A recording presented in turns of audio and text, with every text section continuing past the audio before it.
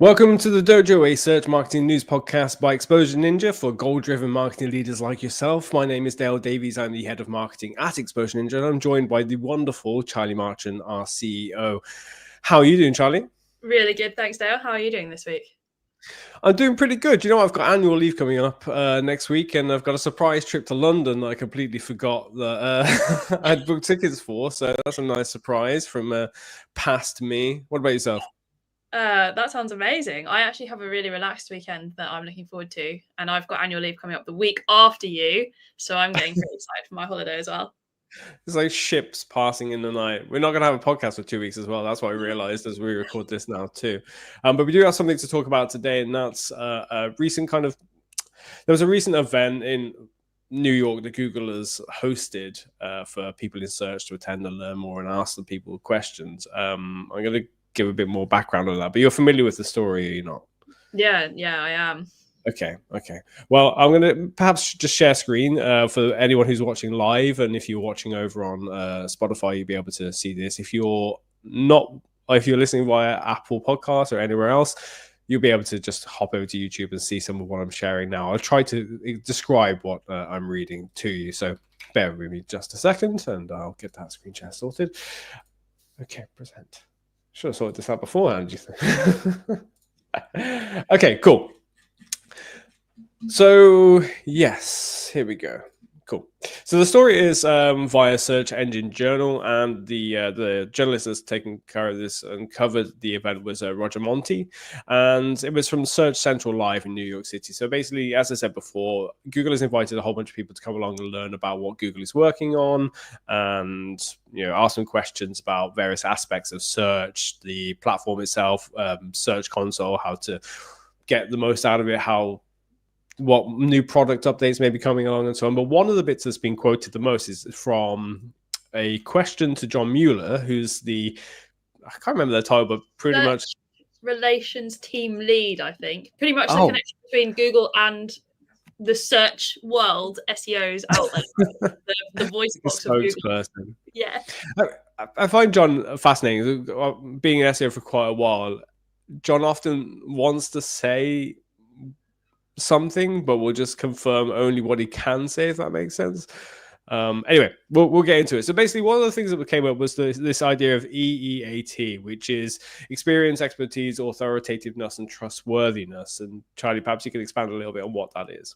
Yeah, sure. So EEAT is a guideline that Google essentially has to support understanding the quality of content that goes out on the web. So it's a really good reference point for SEOs, content writers, anyone who's putting content out there on the web.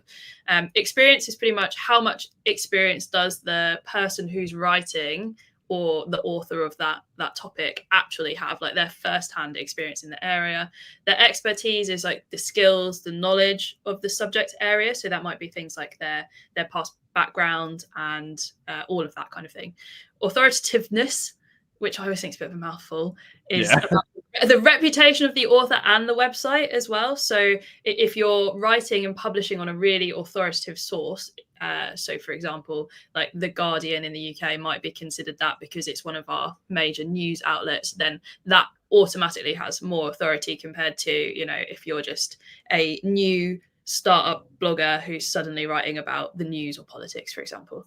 And then trustworthiness, which is about how sort of accurate and honest and reliable the information on the page is. And also there's, I think, a little bit mixed in with authoritativeness about how trustworthy that website actually is as well. Now, for those who don't know, the EAT, or originally just EAT, whereas expertise, authoritativeness, and trustworthiness, the experience bit was added in the last year or two, originally came about, was spotted in the search rater guidelines, which is essentially like a document that's given to human beings who go and do manual and visual verification of the search results, and pretty much just go and test after every algorithm update, or just constantly. I think it's something that's just done all year round. They check to see the quality of the results versus the requirements of the algorithm to source and show high quality content that does display these things. And what people have said in the last couple of years, and ourselves included, since maybe 2018 when we first started to talk about it, was how you want your website to display this stuff. if it's part of the criteria that these human evaluators are being asked to critique these websites against, we should assume that the algorithm works in the same way, and that's why they're asking someone to double check it, and therefore your website should display these elements across the website. So actually, before we continue, Charlie, what is a good way for people to establish their expertise, experience, authoritativeness, and trust on a website, would you say? It's a broad question. The top You're welcome. The top ones for me, though, I think is having an author bio on every piece of written content that's like a blog or a content piece or an article or an ebook, that kind of thing, that actually describes the author and their experience. So it doesn't just say, I'm Charlie, I'm the CEO. It actually goes into the background of that person, any relevant credentials they have as well. If it's something that's been written by someone else and it actually needs review, so particularly if it's things like medical, finance, legal, there might actually be a reviewer. So it's almost like having an author bio and a reviewer bio. Actually, the Exposure Ninja blog is a great place to check an example of what that can actually look like on a blog post page, because we do it really beautifully, if I do say so myself. And the reviewer could be someone who has more industry experience to actually review all of the claims that are made in an article as well. So having a bio for them is a great thing to do too. I think it can be sharing firsthand experiences as well, which makes content quite unique. So that could be in the form of quotes, but if it's the actual author sharing an experience, also just writing that experience into the content as well. So it makes it feel less generic.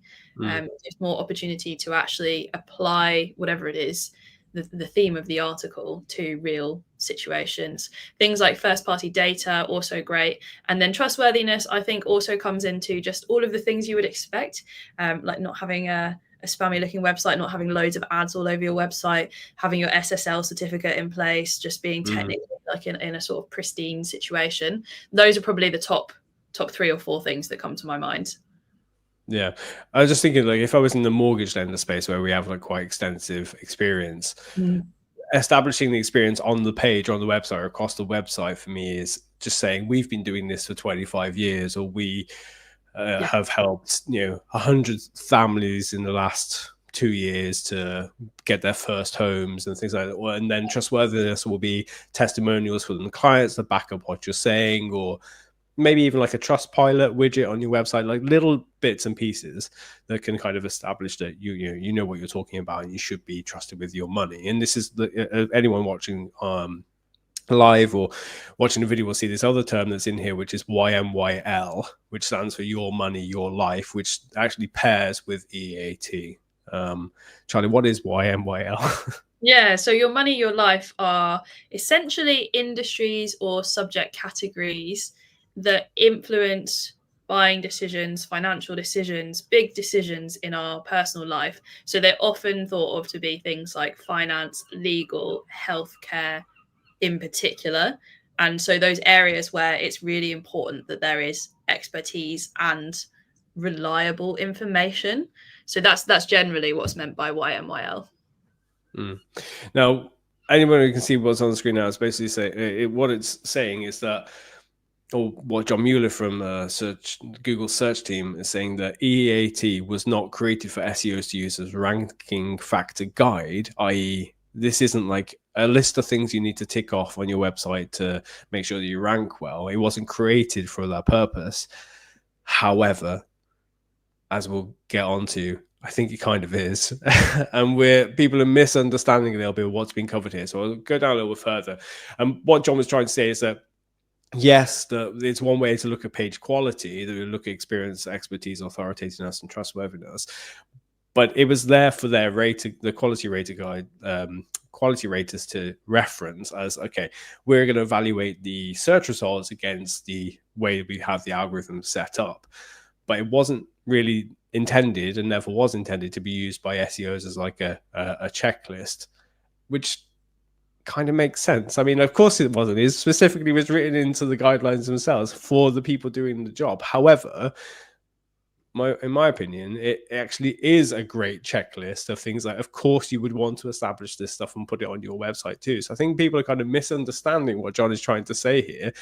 Some people are reading it as, oh, we shouldn't need to do EAT work on our website because it has no relevance to ranking. You should just focus on writing quality content, which you should. I think people are kind of getting the wrong end of the stick here. What do you think, Charlie? I feel like the big controversy from this article is the quote that you're just about to scroll onto now from John Mueller that says, sometimes SEOs come to us and mention that they've added EAT to their web pages. That's not how it works. Sorry, you can't sprinkle some experience on your web pages. It's like, that doesn't make any sense.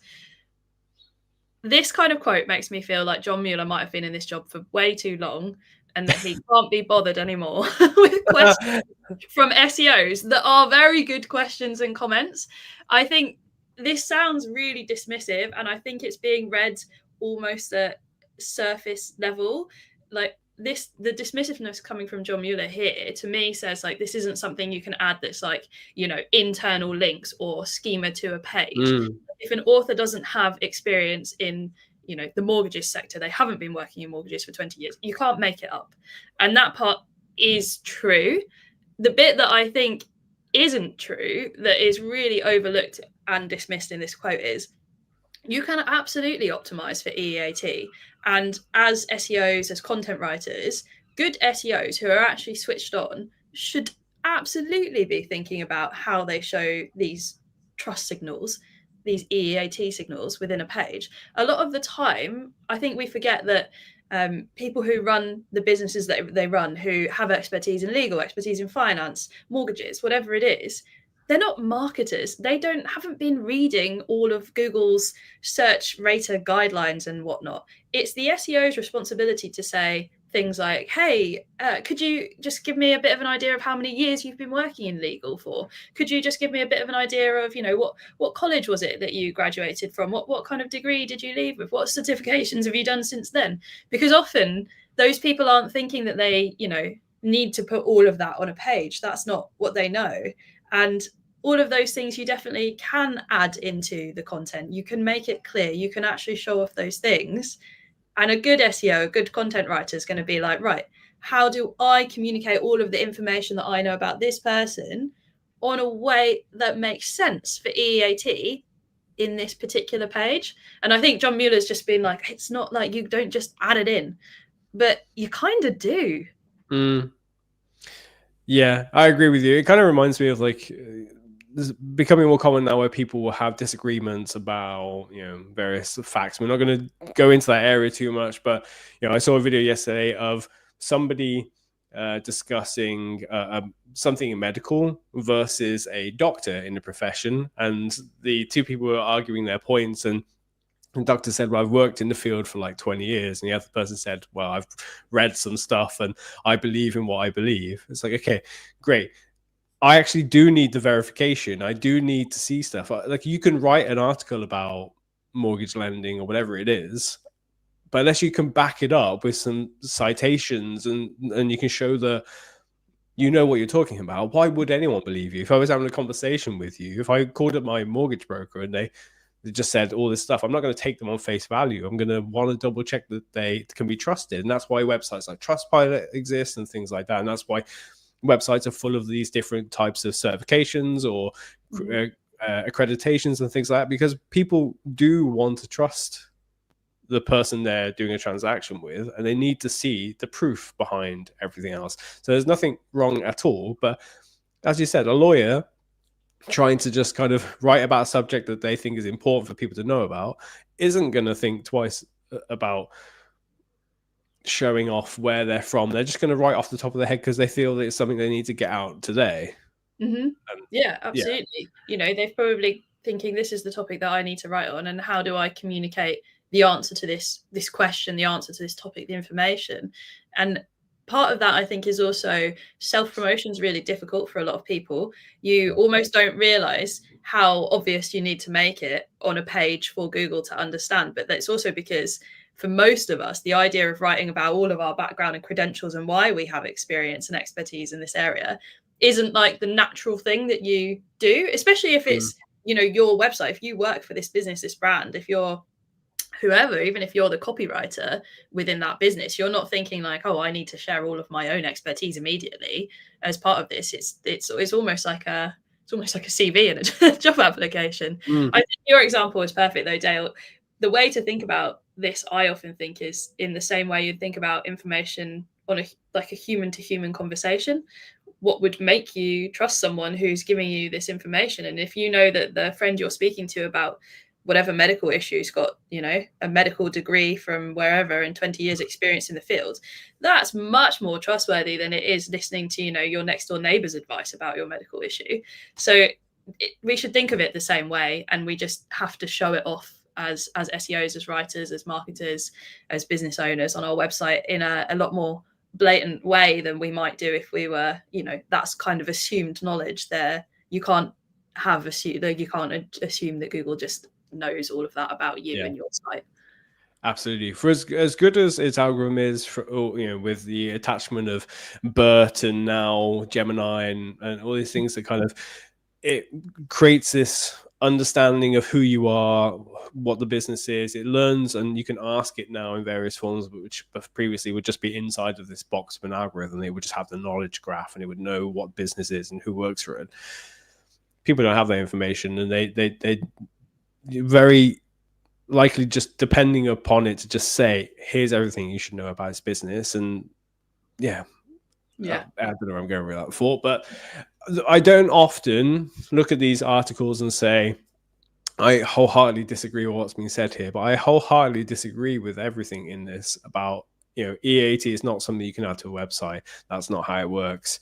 So if adding EAT is part of what you do for SEO, stop. That's not SEO. I fundamentally disagree with an asterisk of, whilst it might not necessarily be SEO, I think it is good marketing to include all this kind of stuff, because you're trying to communicate everything about you and your business to a potential customer, and you should want to include this information anyway, and that the SEO stuff is a benefit too, whether it's EAT is in the guidelines or for SEOs. You should be wanting to do it anyway. Yeah, I 100% agree, and I think it's a really sort of shorthand way of trying to say you can't make it up, but actually you can show it off. Yeah, on that making up part, I think there is a little bit later on that talks about how people have just been, I'll create a couple of LinkedIn pages, and I think that's pretty much what John was most frustrated with. This idea that you run like a mostly AI written content website, and you need you think that EAT is important, which fundamentally it is for marketing and SEO. That's where we stand. They're just like, okay, I'll create these people and they'll be the authors, but really I'm just creating a whole personality and using an AI to create photos for them, and I'll just fake my EAT to kind of try and hit those not checkpoints, whatever it is. And that's what they're doing. And I think John's kind of pushing back against that, which I think is a little bit further down. Let me just see for the benefit. I feel like that's like, there's cowboys everywhere in every industry, and that kind of thing, like, it doesn't work. That's like doing a bodge job on the plumbing for someone, like I just think of that as like a small percentage of people who, they're trying to not manipulate. It is kind of manipulate. They're trying to get round the fact that they don't have the experience and expertise, authoritativeness and trustworthiness, and seeing if they can find like a back door. And I feel like what John Mueller is trying to say is like, please stop doing cowboy work, because Google's smarter than that, and it's going to figure out what you're doing eventually. Yeah, absolutely. The quote from the author of the article, from the journalist, was that creating a bio with an AI generated image, linking it to a fake LinkedIn profile, and then calling it EAT is not a thing. Trustworthiness, for example, is something that is earned and results in people making recommendations. SEO, it doesn't mean that SEOs could create fake social media profiles and start talking about an author as a website. I agree. I think that's what John's trying to kind of push back against here. And just to kind of come back a little bit about EAT and your money, your life pages. Part of the point here is about EAT is not something that they're looking for in run-of-the-mill websites. Would you agree with that one? Oh, I think this is the second biggest controversy in what I'm going to say here. It says in this one, there's a quote just below John Mueller's wording. If you're creating a recipe for cookies, you don't need to have a sidebar with like, this author has created cookies for 27 years. Most people just understand. And I'm like, if I was looking for a cookie recipe, I'm definitely going to trust the person who's got 27 years of running a cookie business and baking cookies, and they've won multiple, Michelin star awards or whatever it is for their cookies, compared to just like, if I just made a cookie, I wouldn't expect someone to trust me that that's going to be a good cookie. And it's like, the example is flippant, but I think it still shows that people would care about this. And I don't think that EEAT is just for YMYL topics at all. I think every sector, every industry are trying to differentiate why they have more experience in a certain area. And this one's flippant about cookies specifically. But most probably, if you have some kind of background as a chef in cooking, in food, in hospitality, or whatever it is that would relate more broadly to this, that definitely gives you a head start compared to someone who doesn't, who's just started a blog because they love cooking on the weekends. And I think that doesn't mean that if you are the underdog, if you are the person that's just started the blog on that you couldn't rank, you couldn't do well. But I think it would be really naive to think that this wouldn't have a difference in terms of EEAT, in terms of how Google is prioritizing and ranking content. What do you think, Dale? I just think of some of our other clients and where they don't fit into kind of YMYL spaces. So, if they work in if they have a software, the software as a service, like one of our previous clients was a HR SaaS company. They don't have to. It's not your money or your life necessarily. I wouldn't say HR is obviously quite important, or at least performance development and things like that. Yeah. But I would at least, when choosing an option for software in that particular area, would want to go with the company that understood the field the best. Like, you can be a great software company and know how to build great software, but if you understand people and career progression and continuous performance development and things like that, I'd choose you. If you can establish that through your content and say, all of our blogs are not only written by somebody who's worked in the HR space, but also have been double checked by someone who's been in there for 20 years versus the person who's writing who may have only been there for 5 years, or potentially we have internal experts who, they go ahead and they learn various fields that the sectors that we cover. They learn as well as some of our clients, which is phenomenal. Whenever a client says, "This is great, you wrote it, I felt like you've been working there for years," I love hearing that. If that writer on our team is then being reviewed and backed up by somebody internally, you get everything. You get like from a marketing and business point of view, I'm able to trust in an agency that can create content for me. And then I can work on my business instead of in my business writing content. I can, there's different ways to do it now. I can collaborate on that, and we can have a chat, and you can transcribe it and then develop it with the information that you've learned or how much you've learned about the space. And then I'll review it to add in that additional expertise and the experience that may be lacking with just using a ghostwriter alone, for example. I think it works in loads of different spaces as well. Not just, I'm just thinking, because a lot of the sectors that we work with the most are in the YMYL category of, like, we work a lot with, financial companies, with accountancy, with legal, healthcare. I'm trying to think of some of our non-YMYL clients right now. I think the example of HR SaaS, though, is a really interesting one, because before doing the job that I do now, I did a lot of HR SaaS writing, particularly around performance management software, and ended up not initially going out, thinking about having a career writing about HR SaaS, but it became a niche that I wrote in a lot. And I had years of experience with writing about topics like performance management, how you run performance improvement plans, how you actually, ensure people are successful in their roles in businesses.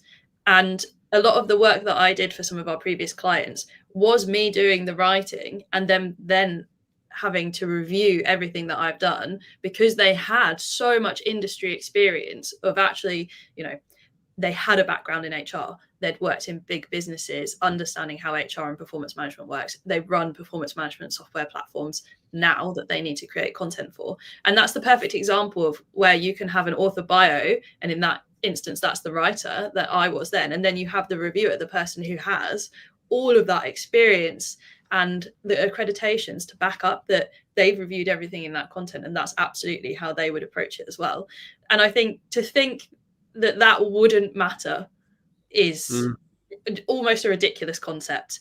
And like, that's why I say the cookies example is flippant. But when you apply this to an actual business, and especially even more so thinking about B2B, where businesses are making decisions to buy from other businesses, seeing all of that experience and expertise, going beyond just thinking about content ranking and doing well for the target keywords, making a purchase decision from a business to buy from another business, you would absolutely want to purchase from the other business who is showing they have those credentials, that experience, that authority. You trust them more than you would a business where you're not seeing that from.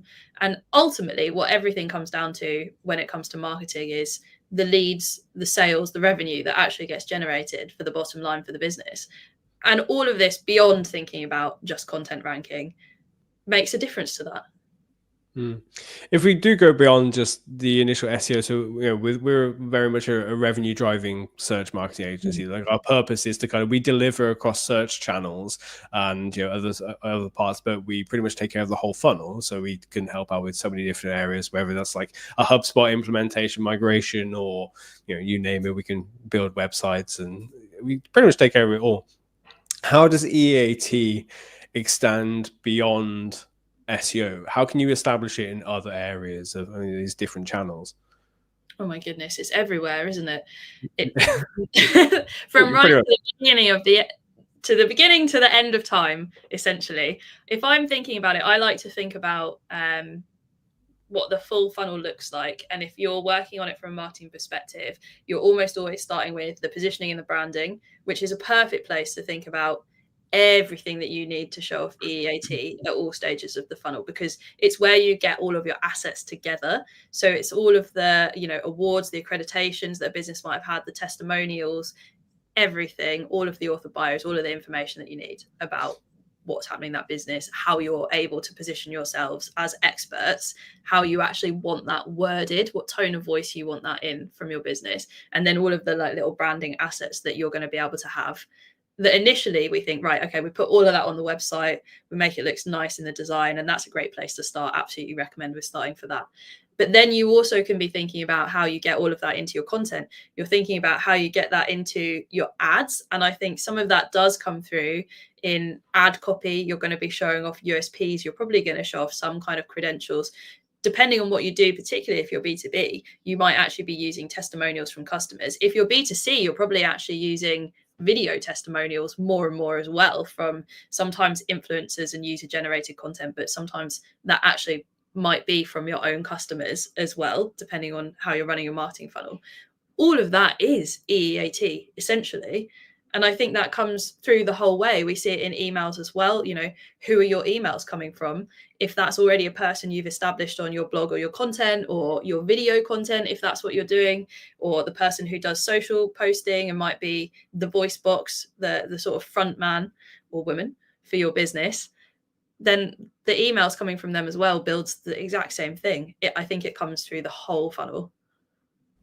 I'd agree. One of the more recent software purchases I made for the marketing team was for webinar software, which you and I had a little look at yesterday. The purchase journey for that was not just, search for webinar software. It came from, I joined in, I went to a community and asked people's opinions and said, okay, you're all working B2B. Which software would you recommend for webinars? I want to transition away from what we're using currently.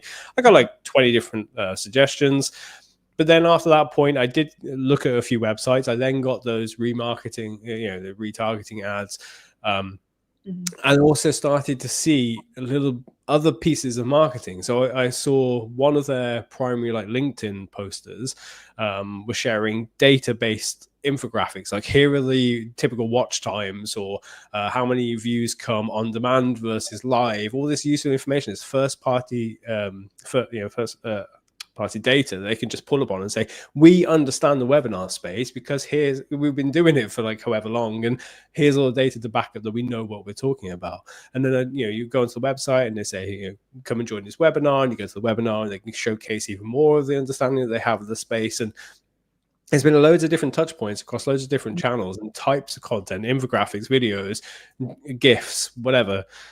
They all impact how I feel about their expertise, how authoritative they can be about the space, how much, what have I said so far? Experience, expertise, all these things, how much I trust them, because they've also got those testimonials from other companies and they've been vouched for by another human in another business in the community space as well. Like, it extends way beyond what you see on the website, which then ties us back into another thing of, you've got these emerging platforms like Perplexity and ChatGPT, these LLMs or LLM SEO and whatever you want to call it, generative engine optimization. You've got to educate LLMs about your business and about your expertise or experience or and trustworthiness. It's been like 5 years longer. I still can't say. They really made it a mouthful, didn't they? Really made it a mouthful. There's I don't know if this is the third controversy of the podcast, but we just got a comment that was saying, is EEAT basically just links? Someone thinks it's just links. And I would say you and I have probably just argued to the contrary of that. But how do you think links play into EEAT? I think the value of links has changed considerably since 5 years ago, 10 years ago. However, whilst the value has changed, there's still many parts of it that are still as crucial as they've always been, which is one, the vote of confidence. You link to a website that you trust. And as long as the linking website is trustworthy too, and people are link-worthy websites linking to that one, then that's still valid. I think volume is nowhere near as important as quality. Like, I think that quality versus is greater than quantity is the strongest argument it will ever be. Like, quality is the most important part. So once I see that they've changed, I just don't think they play as much of a part. I think the third bit of that is the contextual information. If it's coming from the right kind of website as well, if it's saying, this is for, if you're getting linked from a banking website to your HR SaaS company, it probably has less value than from a HR publisher's website linking there, some kind of news magazine, whatever it is about HR. If they're linking, provides way more contextual information and understanding. But yeah, the value of links has changed quite a bit, but they're not not valuable, if I'm making enough sense. I always think I argue a little bit differently to you on this, which is I think links are way more valuable than Google ever communicates. And that is based on just the evidence that we see. Like, the more links you build that are quality, you are 100% right about the importance of the quality. Building loads of crappy links on websites that have high spam scores is a waste of everyone's time and energy. So don't spend time doing that. But in terms of actually PR on a broader sense, like mentions, context about the business, the things you do. What the example I always like to use is, if your business supports loads of charities, for example, or sponsors local football clubs or whatever it is, actually having links from those websites is so important. The same as the example you gave, Dale, of trade publications, actually industry relevant publications. So important. And I do think the quality of links is massive, but I definitely think they're more influential than Google ever lets onto us. I would say that I would rather have 50 strong digital PR sourced links from good quality publications than 500 middling links over the course of a year. Low quality links are okay. I think people are more wiser to the fact whilst you can buy hundreds of links via these different platforms, don't do that. People are wiser to that, but you can still get link insertions and things like that, which I don't think really have the value that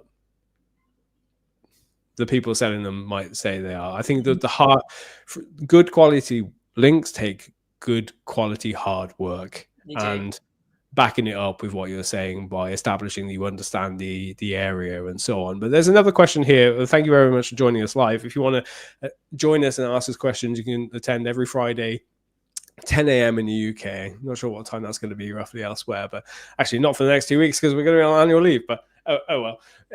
We got a query from Maria who's asking, do you believe that mentions are the new links? Ooh, this is a juicy topic, and I feel like this has been going on for a little while, and I think it still depends a bit on what your main goals are. But I think both mentions and links are super important.